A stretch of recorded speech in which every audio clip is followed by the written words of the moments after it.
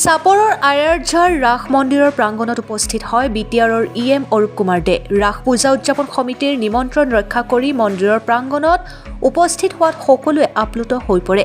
ইএমগৰাকী উপস্থিত হৈ আয়াৰঝাৰৰ বয়সীয়া পুৰুষ মহিলাৰ পৰা প্ৰায় 100জনক তীৰ্থধাম দৰ্শনৰ বাবে ব্যৱস্থা কৰি দিয়াৰ প্ৰতিশ্ৰুতি প্ৰদান কৰাৰ লগতে 50,000 টকাৰ আৰ্থিক অনুদান আগবঢ়ায় ৰাস পূজা সমিতিক। লগতে গীতৰ প্ৰতি আগ্ৰহী ইএমগৰাকীয়ে ৰাইজৰ মাজত গীত পৰিৱেশন কৰা পৰিলক্ষিত হয়।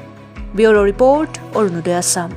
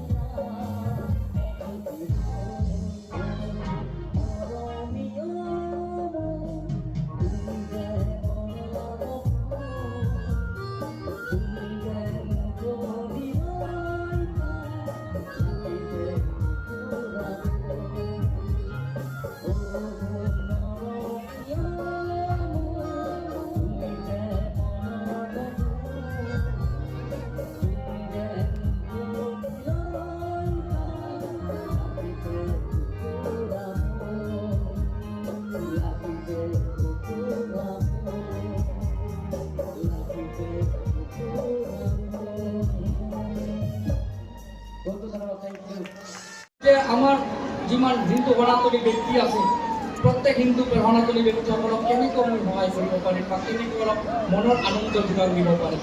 তো মই এটা সংকল্প লৈছোঁ যে মই আপোনাক আৰ্থিকভাৱে সহায় কৰিব নোৱাৰিলেও মই আপোনাক মানসিকভাৱেও সহায় কৰিব নোৱাৰিলেও মই আপোনাক ধৰ্মীয়ভাৱে অলপ সহায় কৰিম। সেইটো কি, মই য'তেই যাওঁ তাতেই মই 100জন হওক বা 200জন হওক বা 50জন হওক প্ৰপাৰ অৰ্গেনিক হিন্দু সনাতনী ব্যক্তিসকলক মই তীৰ্থধাম দৰ্শন কৰাৰ কাৰণে ব্যৱস্থা কৰিছোঁ।